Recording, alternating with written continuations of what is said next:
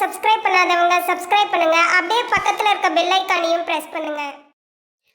இந்த வீடியோ நம்ம என்ன பார்க்க போறோம் அப்படின்னா, மீன ராசி உத்திரட்டாதி நட்சத்திரத்தில் பிறந்தவங்களுக்கு 2025 செப்டம்பர் மாத ராசி பலன்களை பற்றி நம்ம தெளிவாக பார்க்க போறோம். இந்த செப்டம்பர் மாதம் உங்களுடைய வாழ்க்கையில என்ன மாதிரியான மாற்றங்கள் நடக்க போகுது, எதெல்லாம் உங்களுக்கு சாதகமா இருக்கு, எதெல்லாம் உங்களுக்கு சாதகமற்ற தன்மையில இருக்கு, அதே மாதிரி யார் மூலமாக என்ன கிடைக்கும் அப்படின்றத தெளிவா பார்க்கலாம் வாங்க. மீனம் காலபுருஷனுக்கு 12வது ராசியா வருங்க. இதுல உத்திரட்டாதி நட்சத்திரம் 2வது நட்சத்திரமா வரும். உத்திரட்டாதி அதிபதி யாருன்னு பாத்தீங்கன்னா சனி பகவான் தான். பொதுவா இன்றைய காலகட்டங்கள்ல மீனம் உத்திரட்டாதியும் சரி, மீனம் ரேவதியும் சரி, சொல்ல முடியாத அளவுக்கு வாழ்க்கையில கஷ்டங்களை பார்த்துட்டு இருக்கேன் அப்படிதான் சொல்லணும். சரிங்களா? மற்ற 12 ராசியை விட 27 நட்சத்திரத்துல மீனம் உத்திரட்டாதியில பிறந்தவங்க அதிகமான கஷ்டங்களை இன்னைக்கு பார்த்துட்டு இருக்கீங்க. மன ரீதியாகவும் சரிங்க, உடல் ரீதியாகவும் சரிங்க, பொது வாழ்க்கையிலையும் சரிங்க, இந்த கஷ்டங்கள் அப்படின்றது உங்களை பொறுத்தவரை கூடுதலாக தான் இருக்குங்க. ஏன்னா சனி பகவான் வக்ரம் பெற்ற அமைப்புல ராசிக்குள்ள இருக்காருங்க. 7ஆம் இடமான அந்த கலத்தர ஸ்தானத்துல செவ்வாய் அமர்ந்து ராசியை பார்த்துட்டு இருக்காருங்க. செவ்வாய் மீனத்தை பொறுத்த வரைக்கும் 2க்கும் பாக்கியத்துக்கும் அதிக ஆதிபத்தியம் பெற்றவர். 2 9ஆம் இடங்களுக்கு ஆதிபத்தியம் பெற்றவர். அப்போ இருவருமே ஒருத்தருக்கு ஒருத்தர் பார்த்துக்கிறது சிறப்பு. அப்போ சனியும் செவ்வாயும் ஒரு ஜாதகத்துல எங்க இருந்தாலும் சரி, எந்த இடத்தையும் சேர்ந்து பார்த்தாலும் சரி, அந்த இடம் பலம் இழக்கும். சரிங்களா?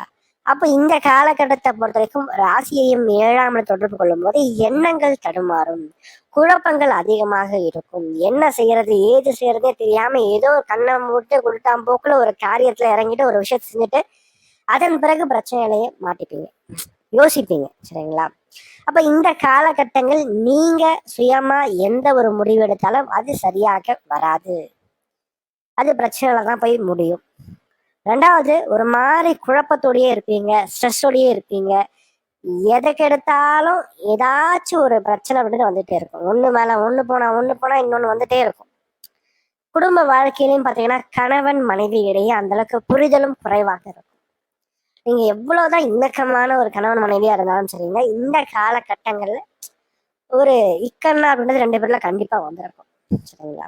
அவ திருமண வாழ்க்கைக்கும் இந்த காலகட்டங்கள் சிறப்பாக இல்லை. குடும்பத்திலையும் பாத்தீங்கன்னா பிரச்சனை, கருத்து வேறுபாடுகள், இது போன்ற நிலைகள் நிறைய பேருக்கு இன்னைக்கு இருக்கு. ஸோ இது மாதிரி நிலைகள் இருக்கு. 2வது, 6ஆம் இடத்துல சூரியனும் வலுத்து உட்கார்ந்து இருக்காருங்க. சரிங்களா? அப்ப இந்த மாதிரி முதல் பகுதி வரைக்குமே சூரியன் 6ஆம் இடத்துல இருக்கார். கடந்த காலங்கள்லயும் பாத்தீங்கன்னா கடந்த ஆகஸ்ட் மாதத்தையும் பார்த்தீங்கன்னா 2வது பகுதியில் சூரியன் 6ஆம் இடத்துல இருந்திருப்பார். அதுவும் உங்களுக்கு பிரச்சனை தான். கடனையோ நோயையோ ஆரோக்கியம் சம்பந்தப்பட்ட விஷயத்துல அது எதற்கெடுத்தாலும் ஒரு மறைமுகமான எதிர்ப்பையோ வேலை ரீதியாக கொடுத்துருக்கும்.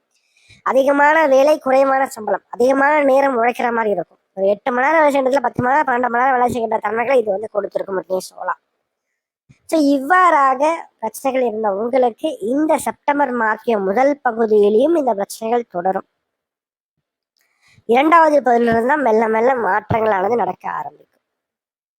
8ஆம் இடத்துக்கு செவ்வாய் குரு பார்வை வாங்கும் போது தூர இடங்களுக்கு நகர்த்தி பழக்க வைப்பார். வெளிநாடு சம்பந்தப்பட்ட முயற்சிகள், வெளியூர் சார்ந்த முயற்சிகளை வெற்றியை கொடுப்பார். பிரயாணங்களால் ஆதாயங்களை உண்டு பண்ணி கொடுப்பார். குடும்ப வாழ்க்கையில இருந்த பிரச்சனைகள், வருமானம் சம்பந்தப்பட்ட விஷயத்துல இருந்த பிரச்சனைகள் கண்டிப்பாக சரியா. குறிப்பாக கடன், கேட்ட இடத்துல கடன் கிடைக்கும். அதே மாதிரி கடனை அடைப்பதற்கான சில வழிகளும் தற்போது உங்களுக்கு பிறக்கும்.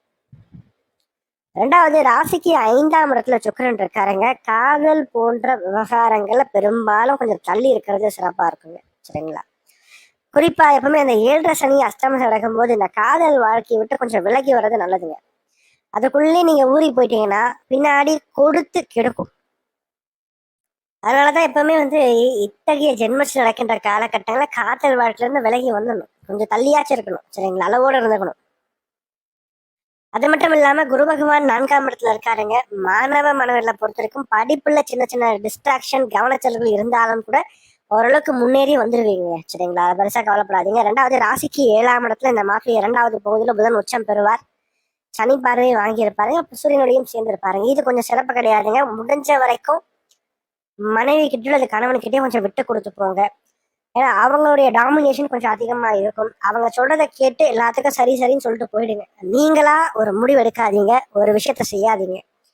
அந்த ஈகோ அப்படின்ற ஒரு விஷயம் இப்பதான் எட்டி பார்க்கும். இந்த மாதிரியான காலகட்டங்களை தான் எட்டி பார்க்கும். சரிங்களா? அதனால முடிஞ்ச வரைக்கும் பாத்தீங்கன்னா எல்லா விஷயத்திலயும் ஒரு அமைதி, ஒரு நிதானம், ஒரு விட்டு கொடுத்து போகின்ற தன்மையை கொஞ்சம் வளர்த்துக்கிட்டா சிறப்பா இருக்கும் சொல்லுவேன். சரி, இந்த மாதம் குறிப்பா யார் மூலமாக ஆதாயங்கள் உண்டு அப்படின்னு பார்க்கும்போது ஃபர்ஸ்ட் செவ்வாய் ஓரளவுக்கு நல்லா இருக்கிறதுனால 2வது பகுதியில இந்த இரத்த பந்தம் சம்பந்தப்பட்ட உறவுகள், உடன் பிறந்தவர்களால் நல்லதொரு ஆதாயங்கள், ஒரு முன்னேற்றங்கள் சம்பந்தப்பட்ட விஷயங்கள் கிடைக்கும். 2வது தாயார், தாய் வழி வர்க்கத்தால் ஆதாயங்கள் உண்டு பண்ணி கொடுப்பார். அவங்களால உதவிகள் அப்படின்றது கண்டிப்பாக கிடைக்கும் இந்த காலகட்டத்தை பொறுத்த வரைக்கும். சரிங்களா? ஸோ மொத்தத்துல இந்த காலகட்டம் செப்டம்பர் மாதத்தின் முதல் பகுதி உங்களுக்கு சிறப்பு கிடையாது. 2வது பகுதி ஓரளவுக்கு நல்லா இருக்கும். சரிங்களா? மேலும் தகவலுக்கு எங்க சேனலை மறக்காம சப்ஸ்கிரைப் பண்ணுங்க. நன்றி.